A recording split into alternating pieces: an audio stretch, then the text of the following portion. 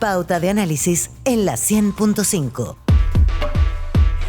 8:06 de la mañana, esto es Pauta de Análisis. Le decíamos que la situación sigue poniendo, en el caso nacional, con mucha expectativa respecto de cómo sigue la relación con los Estados Unidos.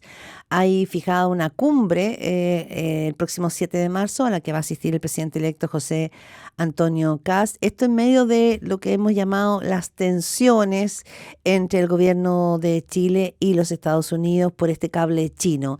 Ese es un punto importante. Hoy día vemos varias entrevistas en las cuales se plantea, lo hace el ex canciller Aldo Muñoz, lo hace el actual embajador de Chile en los Estados Unidos, Juan Gabriel Valdés, respecto de que este podría ser más bien, ¿no es cierto?, una señal para el próximo gobierno respecto de cuál va a ser la relación en Occidente.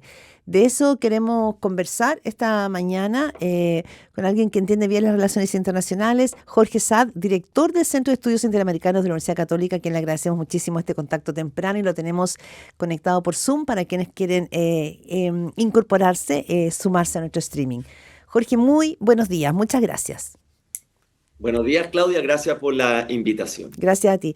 Han hablado los políticos, han hablado los ex cancilleres, ha hablado el gobierno entrante, el gobierno saliente respecto de esta decisión de los Estados Unidos, que es una decisión probablemente muy poco vista, pero en el análisis político más geopolítico, lo que está en juego hoy día en el planeta son movimientos geopolíticos, no estamos hablando de decisiones aisladas. ¿Cuál es la lectura más profunda que tú harías de esta decisión? ¿Es un mensaje para José Antonio Kast? ¿Es un mensaje para el gobierno? ¿Es un mensaje para la región? ¿Qué implica? Pienso, Claudia, que este es un nuevo episodio donde la rivalidad entre Estados Unidos y China, que es el principal tema geopolítico de este siglo, tocó la puerta de Chile. Esto no es nuevo, Claudia. La diferencia probablemente es el tipo de sanción, pero tuvimos un episodio similar en el sector eléctrico con la compra SGE. Lo tuvimos con los pasaportes, con el proyecto astronómico recientemente. ¿Qué es lo que ocurre? Que Chile, frente a esta rivalidad de Estados Unidos y China, no tiene un análisis de seguridad nacional o geopolítico en lo que llamamos áreas sensibles, en este caso telecomunicaciones por el cable submarino. Y ese es el principal déficit que tenemos como Estado.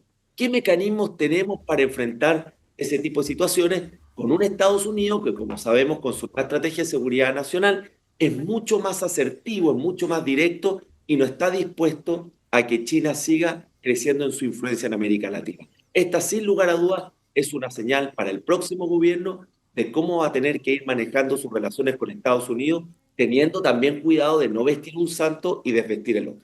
Ya, previo de ya iremos, ¿no es cierto?, a lo que viene, pero es importante el punto que tú haces, Jorge Saad. Tú dices, finalmente acá lo que Chile no tiene son análisis geopolíticos para tomar decisiones de esta envergadura.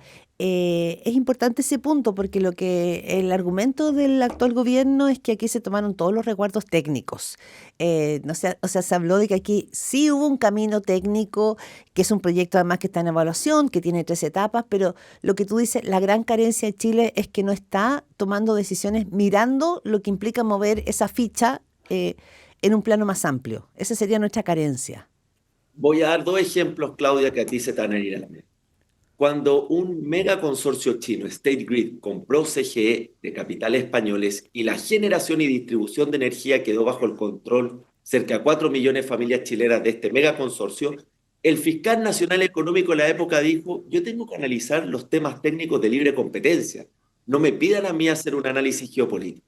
Luego, en el episodio de los pasaportes, hubo una adjudicación que luego se anuló y el registro civil dijo: yo seguí todos los elementos técnicos. Entonces, este es un tema que siempre hemos mirado para el lado, Claudia, no es solamente en Chile, porque no hay una definición de cuáles son aquellas áreas sensibles donde la inversión extranjera debe examinarse todos estos elementos técnicos que ya conocemos, pero probablemente evaluar dónde hay amenazas a la seguridad nacional. Eso, que es lo que está ocurriendo también en este episodio y que otros países ya lo han ido regulando poco a poco. Hablamos con Jorge Saad, director del Centro de Estudios Internacionales de la Universidad Católica. ¿Esto sería un resorte de la Cancillería? ¿Debiera ser la Cancillería chilena la que ponga en perspectiva esta mirada más estratégica respecto de proyectos que podrían ser más bien técnicos o de inversión extranjera? Efectivamente, de hecho creo que el error de este gobierno es que le faltó escuchar a Cancillería, faltó escuchar las advertencias que se estaban manifestando en el gobierno porque no se estaba considerando esta dimensión más bien geopolítica, que en este caso es todo lo que es el flujo de datos que hoy Chile a través de los cables submarinos lo tiene bajo influencia de Estados Unidos, los cables que van hacia el norte, digamos hacia Estados Unidos, y el que se va a implementar este primer semestre, el cable Humboldt que va hacia Asia pero a través de Australia y desarrollado por Google. Este sería el primer cable submarino, el de China, con Chile, que estaría bajo influencia, digamos, de China. Y esos elementos, que no son si se cumple la ley, que no son si se cumplen los aspectos técnicos, esta nueva dimensión, y con esto termino, Claudia, que es un concepto que está en la negociación hoy día de Estados Unidos con Chile, que se llama la seguridad económica, es decir, la intersección de economía con seguridad nacional, que es algo completamente, entre comillas, nuevo. Mm. Y por eso es el mayor desafío de política exterior que va a tener el gobierno. ¿Cómo lidiar con esta relación de sus dos principales socios comerciales?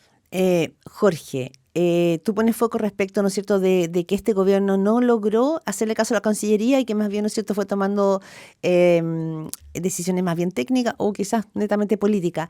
El rol de una figura como el presidente Gabriel Boric, que fue bien protagónico respecto a la política exterior chilena y también muy crítico respecto a la figura de Donald Trump, ¿podría tener también ser parte, digamos, de las consecuencias de los costos que está pagando Chile en este sentido?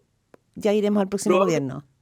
Probablemente en el tipo de sanción, que es lo que más nos sorprendió, la revocación de visa a altos Sí. funcionarios del Estado de Chile. Pero las presiones de Estados Unidos en esta materia no son nuevas.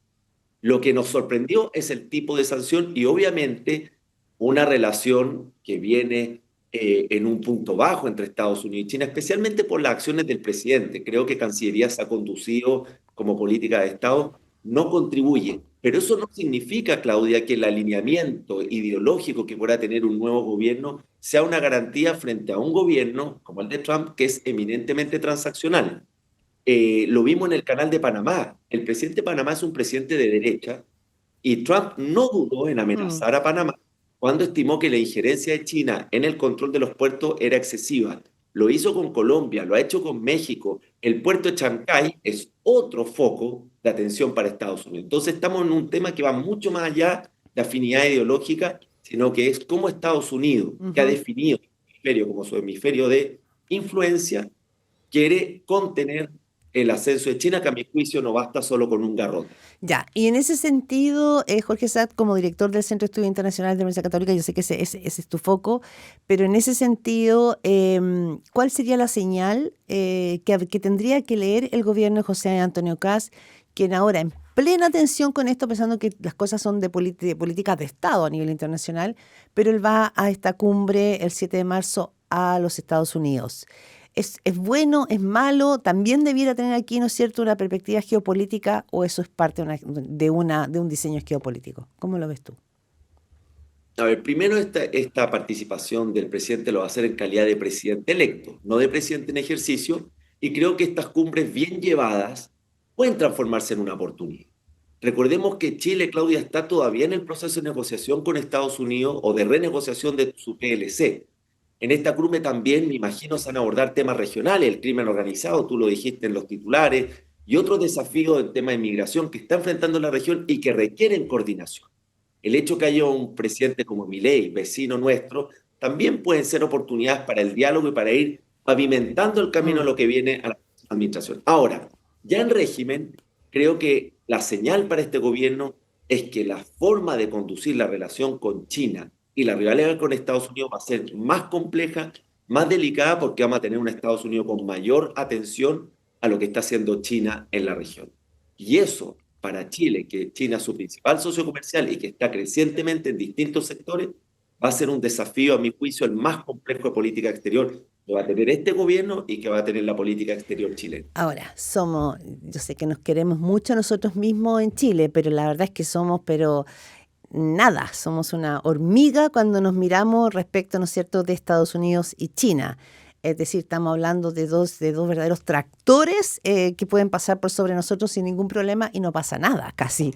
Entonces, ¿cómo Chile, siendo tan pequeño, aunque tenga un buen comercio internacional tanto con China como con Estados Unidos, ¿Cómo se maneja con dos personas, con dos grandes potencias en pugna, que están jugando también, ¿no es cierto?, su proyección geopolítica a nivel mundial? Este es un debate que se lo han planteado todas las potencias pequeñas y medias en el mundo, porque no es un tema fácil de resolver. China y Estados Unidos son los principales socios comerciales de más de 100 países en el mundo. Lo que yo creo, Claudia, que hay que ir avanzando a paso firme es, primero, ser más proactivo en tener mecanismos frente a cierto tipo de inversión extranjera en áreas sensibles, telecomunicaciones, energía, entre otros. Y por otro lado, ir avanzando en mecanismos que permitan que en este tipo de inversiones Chile incorpore la evaluación de seguridad nacional. Esto lo han hecho los países OECD, lo han hecho países de Europa, y hay fórmulas de cómo esto puede no significar, que esto es muy importante, que no sea un control político de la inversión extranjera, ni menos que discriminemos por origen de inversión. Tener Ujú. mecanismos más desarrollados que no los tiene hoy día Chile y mostrar a Estados Unidos que se está avanzando en eso, porque hace muchos años ya nos está preguntando qué están haciendo ustedes como país en lo llamado seguridad económica, en lo Ujú. que puede amenazar su seguridad nacional y que en este caso Estados Unidos, bajo su nueva estrategia, considera también que es una amenaza para su propio país. Jorge Satt, me quiero mover también a otros temas de la región. Tú eres director del Centro de Estudios Internacionales de la Universidad Católica. Quiero ir un poquito a México. Estamos hoy día todos muy impactados, son los titulares a nivel mundial sobre la muerte, digamos, del líder del cartel de Jalisco Nueva Generación. ¿Por qué lo planteo? Porque en esta misma línea Donald Trump ha hablado, ¿no es cierto?, de cómo el crimen organizado ya ha dado esa batalla, partió así en Venezuela antes de la intervención, pero también México ha estado en la mira, para qué decir Cuba, pero en el caso mexicano ha estado en la mira y Claudia Sheinbaum, la presidenta mexicana, ha tratado de mantener una cierta independencia, ¿no es cierto?, cuando Donald Trump le ha ofrecido enviar tropas para poder enfrentar el crimen organizado. En esta operación, que finalmente, ¿no es cierto?, resultó abatido en Nemesio Siguera Cervantes, alias El Mencho, parece que Estados Unidos, lo confirman hoy día varios medios de comunicación, sí desempeñó un papel estratégico fundamental de esta cooperación bilateral. Entonces, para muchos esto cambia también hoy día la naturaleza y el rol de México respecto de cómo va a operar con el crimen organizado. ¿Cómo, ves un poco en esa lectura algo así o solo te quedas con la muerte de una de las figuras más importantes, de uno de los carteles más sanguinarios además en México?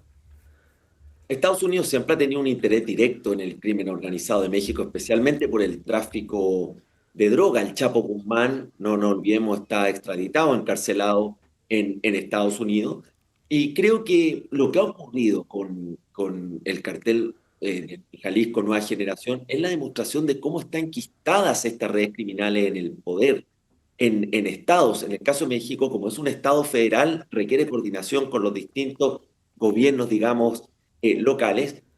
Y la gran pregunta es si esto no va a generar una suerte de vacío de poder en esta verdadera organización criminal que suponga enfrentamientos internos, como fue en el caso de la presidencia Calderón en México, que también intentó esa mano dura y generó una gran escalada de violencia.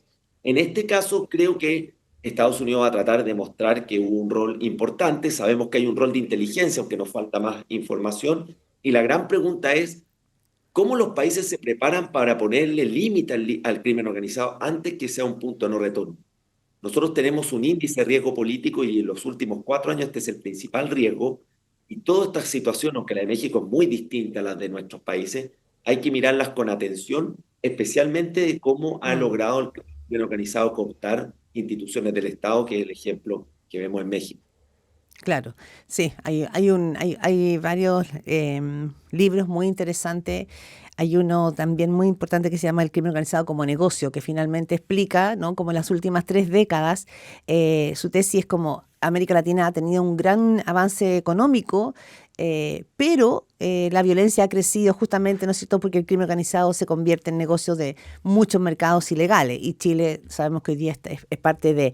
Ahora, en el caso mexicano, esta ayuda o información que entrega Estados Unidos será parte de este nuevo rol de la nueva política internacional desplegada por Donald Trump y por su secretario de Estado, Marco Rubio. ¿Habrá algo de eso también?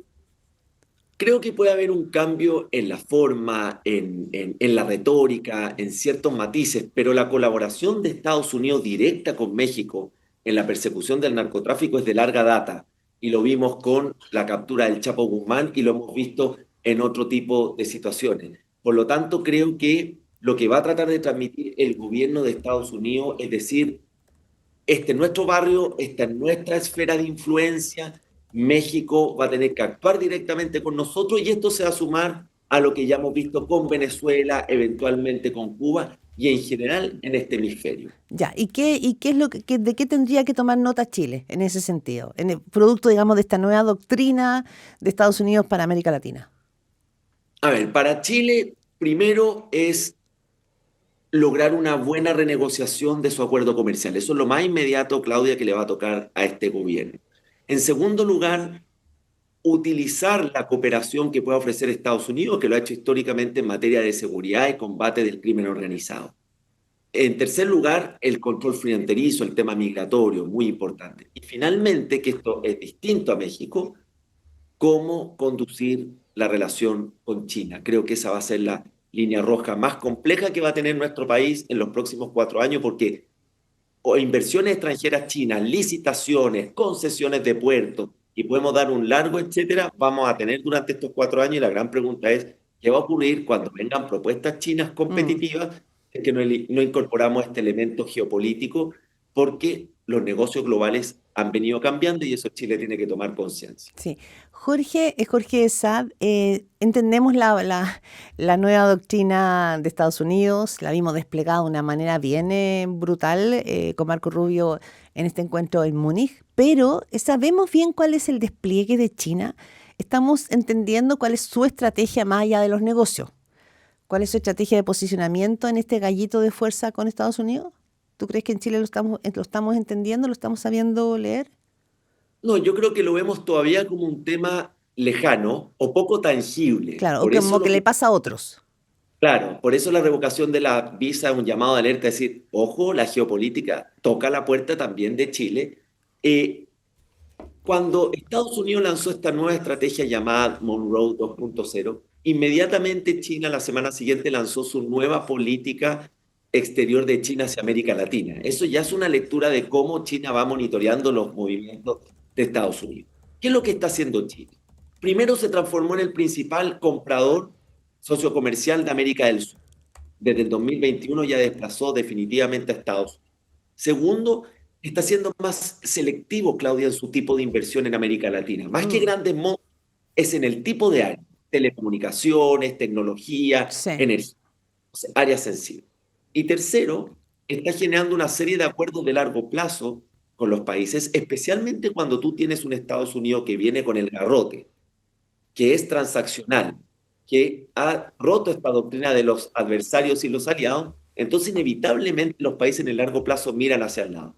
El ejemplo de el Reino Unido con China, el ejemplo de la Unión Europea con India, y así podemos seguir sumando ejemplos. Entonces, creo que China está mirando con atención esto y está aprovechando estas tensiones que puede generar Estados Unidos para seguir aumentando su presencia en América Latina y Mm. ofreciendo una alternativa para aquellos países que ven que hoy día Estados Unidos está dejando de ser esa potencia predecible y confiable que era en el pasado. Este planeta está convertido en un tablero de ajedrez, Jorge Saad, director del Centro de Estudios Internacionales de la Universidad Católica. Y en este tablero de ajedrez, Estados Unidos, China, solo en los pocos minutos que nos quedan te quiero llevar a algo que de aquí lo seguimos muy poco, pero es sumamente preocupante. Estoy hablando del despliegue militar que está haciendo Estados Unidos hasta Irán. Irán está dando como casi por inminente un ataque a Estados Unidos, justamente, ¿no es cierto?, por este tema del acuerdo nuclear.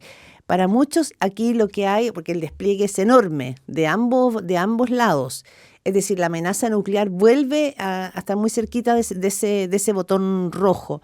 Esto también es parte de este movimiento geopolítico, porque con Irán está Rusia, con Irán está China, es decir, con Estados Unidos está Israel. Veía declaraciones recientes de Donald Trump respecto a Israel que están caminando muy, muy, muy, muy de la mano. ¿Cómo se ve también esto como telón de fondo, como este eventual conflicto? Pienso que Medio Oriente está entrando en una fase de reconfiguración donde también hay otros actores que son los países del Golfo, Arabia Saudita, Emiratos Árabes.